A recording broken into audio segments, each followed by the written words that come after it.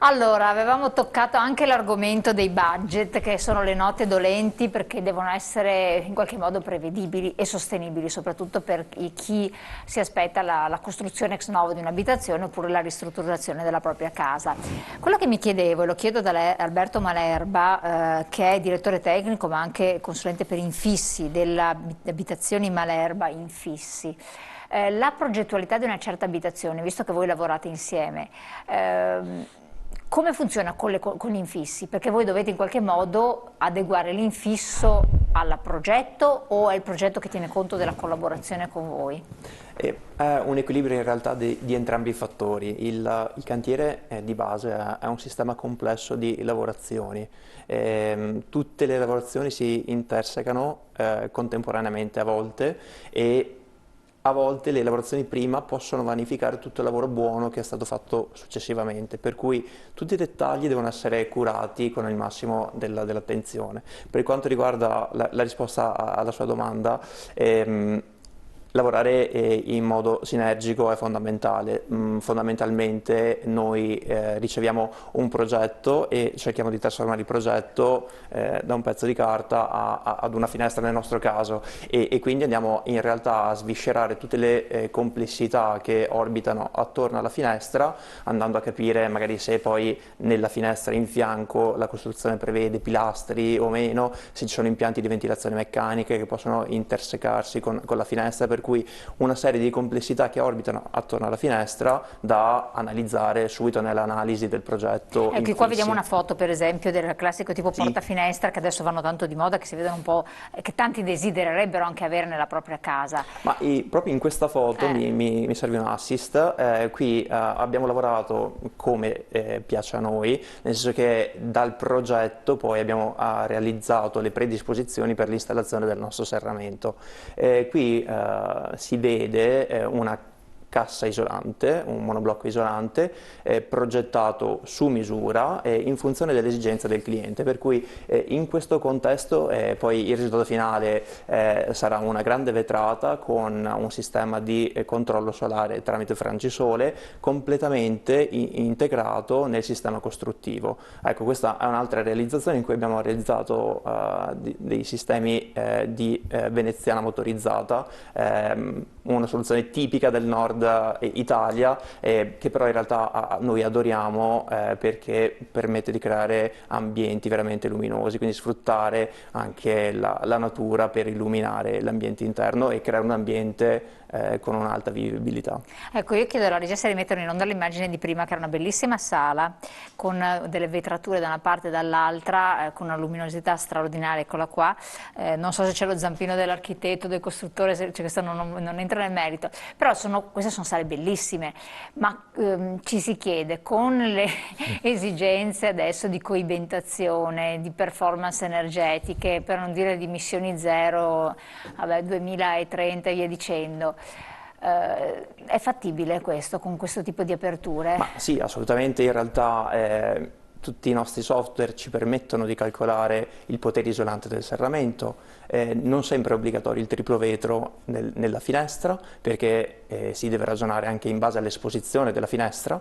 Se una finestra è completamente a sud, probabilmente non ha senso inserire nel progetto un triplo vetro, per cui in realtà le finestre non sono tutte uguali e l'esposizione, la forma della casa, se ci sono terrazze davanti alla finestra, cambia completamente la definizione della finestra perfetta Nella per stessa il casa, progetto. cioè, ci possono essere finestre con prestazioni, chiamiamo così, energetiche diverse? Ma ricollegandomi a quello che diceva Marco Callegaro nella gestione del budget, sì, perché effettivamente non ha senso utilizzare un triplo vetro in tutte le vetrate e quindi anche questo è una sensibilità alla gestione del budget del cliente e al budget del progetto. Quindi sì, la risposta è sì, non tutte le finestre possono avere le stesse caratteristiche perché cambia ovviamente dalla forma dell'involucro edilizio. E Alberto Malerba, è nato nella Malerba Infissi, è nato con la Malerba Infissi, che storia ha l'azienda? Ma io vivo a pane e finestra, nel senso che da giovane, durante le mie estati, aiutavo mio padre nell'azienda di famiglia, poi dopo gli studi ho deciso di entrare e lanciare un po' alla volta e costruire quello che è il mio progetto, per cui noi seguiamo il cantiere, seguiamo le persone che devono costruire casa e aiutiamo le persone ad avere un cantiere efficiente con le finestre che noi produciamo. Abbiamo una collezione di finestre che produciamo in alluminio, siamo specializzati in questo materiale e selezioniamo soluzioni tecniche con profili molto sottili per ambienti minimal e moderni. Questa Infatti è c'è la il nostra... vostro logo, è proprio minimal, vero? Sì, sì, sì. Architetto, rientra quindi nella progettualità, nella collaborazione che avete con il modo di costruire dell'azienda, il minimal proposto dalle finestre, o a volte magari ci può essere il cliente che chiede qualcosa di più pesante e voi dovete in qualche modo forzare la progettualità delle finestre, degli infissi. Solitamente il cliente si adatta molto, è molto interessante che non è emerso ancora, perché abbiamo sempre parlato di noi, però la figura a capo di tutto il meccanismo che innesca noi è proprio il committente. Sì, il cliente cosa desidera? E lì nasce proprio un rapporto di empatia col committente, dove in un rapporto reciproco, scambievole, si riesce ad arrivare alle soluzioni finali, quindi difficilmente ci troviamo nelle condizioni in cui il cliente vuole una cosa che non ha capito nel lungo processo di elaborazione del progetto e vuole andare avanti per la sua strada. Questo è proprio il significato della progettazione integrata, perché anche il cliente è parte fondamentale dell'inizio del discorso che si fa, cioè noi il progetto lo facciamo insieme al cliente. Infatti è costruita su misura, vuol dire attorno alle esigenze. Noi cerchiamo di mantenere questo rapporto, anche se oggi sembrerebbe che i tempi chiamino altro, che è un po' per analogia la questione del sarto, cioè a noi ci interessa occuparci delle necessità del committente che viene a Callegaro Costruzioni. Di conseguenza tutta l'equipe si muove in funzione dell'impostazione che stabiliamo direttamente con il committente, che ovviamente a sua volta accetta i consigli e altre volte si impegna e il gruppo insieme riesce a trovare la soluzione che più si fa alla necessità economica del cliente e poi anche alle qualità del pensiero del cliente. Assolutamente. Chiedo a lei, qual è stata la sfida più importante che ha avuto durante il suo percorso di imprenditore? Ma, abbiamo, perché sembra non è così banale gli infissi, ma certo, hanno c'è un perché. ha ragione. La sfida in realtà è ampliare il campo di competenza, nel senso che abbiamo allargato il nostro campo di competenza non alla finestra, ma all'involucro edilizio, per cui l'integrazione della finestra in realtà la finestra è l'elemento più disperdente di una casa, per cui l'installazione della finestra deve essere progettato prima. C'è una progettazione dell'involucro edilizio, c'è una progettazione dell'architettura della casa, ma c'è anche una progettazione dell'installazione della finestra. Quindi quelle performance che vengono testate in laboratorio, quindi la finestra super isolante, testate in laboratorio, poi devono essere mantenute anche dopo l'installazione, per cui tutti i dettagli devono essere conseguenziali per ottenere poi la performance che il cliente si aspetta. Quindi la sfida è stata, o è ancora, o sarà probabilmente quella di ragionare in modo integrato e allargare il campo di competenza non soltanto al prodotto che noi gestiamo, ma a quello che sta intorno al nostro prodotto e l'effetto che il prodotto dà in un sistema costruzione. Un'ultima cosa. Se posso inserire, sì, prego, perché stavo per interpellarla, ma volevo fare una domanda finale. Se posso inserire una cosa che magari rende un po' l'idea anche per chi non è tanto addetto ai lavori o non ha tanta dimestichezza, insomma, con le costruzioni, come giustamente diceva Alberto, bisogna considerare una cosa, che del fabbisogno complessivo di un fabbricato energetico, di un fabbricato che deriva da tetto, pareti, isolamento controterra, serramenti, il 25% è l'isolamento, è la dispersione termica che deriva dall'isolamento dal cappotto, per capirci, no? Dico cappotto per far capire. un altro 25% è quello che si disperde dalle finestre, giusto per far capire quanto importante sia la finestra. È a parità dell'involucro edilizio. Ma infatti voglio chiedere, lei è intervenuto e lo chiedo direttamente ex abrupto, anche se potevo chiederlo anche a Energetica o quant'altro, dopo vi interpello.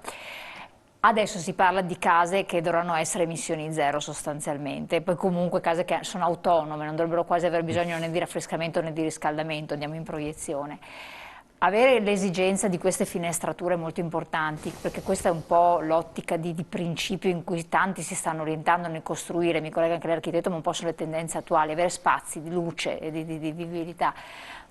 Come fa a controbilanciarsi con un modo di costruire? Perché per quanto si possano fare i miracoli, immagino, però vetro e vetro, insomma, tripla camera, quadrupla camera non sarà certo non il cappotto, a me non piace il cappotto, perché però il laterizio performante di un certo tipo di materiale che coibenta molto di più.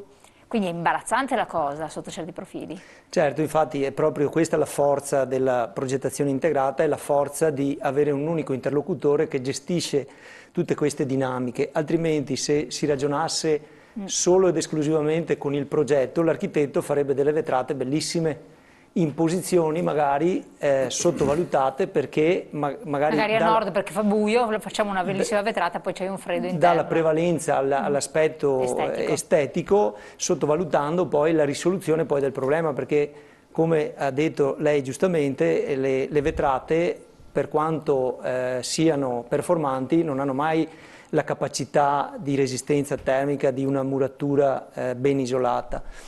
E di conseguenza vanno gestiti fin dal progetto tutti questi aspetti. Per controbilanciare, insomma. Certo, anche quindi se queste vetrate importanti, siccome adesso faccio l'esempio qui del Veneto, della pianura padana, noi abbiamo più problemi di caldo che di freddo, cioè riscaldare d'inverno è semplicissimo, cioè le nostre case, io uso sempre questo esempio, le riscaldiamo con una candela oramai, da quanto sono isolate. Quindi il fabbisogno termico invernale è veramente basso. Noi abbiamo più problemi di raffrescarle queste case perché abbiamo un apporto calorico estivo che è molto più difficile da risolvere e qui entrano in campo proprio le vetrate, i vetri, quindi le vetrate devono essere pensate e progettate perché abbiano costi poi sostenibili, perché si schermino dal sole, che d'inverno invece ci aiutano molto per il fabbisogno calorico. L'altro aspetto importante, assolutamente.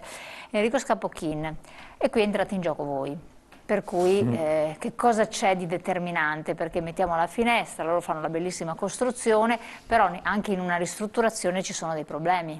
Cosa fate? Qui parliamo di costruire, parliamo di progetti, parliamo di infissi, ma parliamo sempre di involucro, quindi la casa. Nel progettare questa casa, noi come azienda Repac abbiamo una grande mission, che è quella di cercare di produrre dei prodotti facili da installare, ma più che altro che garantiamo, che ci prendiamo la responsabilità che siano prodotti. Infatti sempre di più mi ricollego a Ivan, diceva che abbiamo delle carenze di manodopera di qualità, quindi sempre di più noi dobbiamo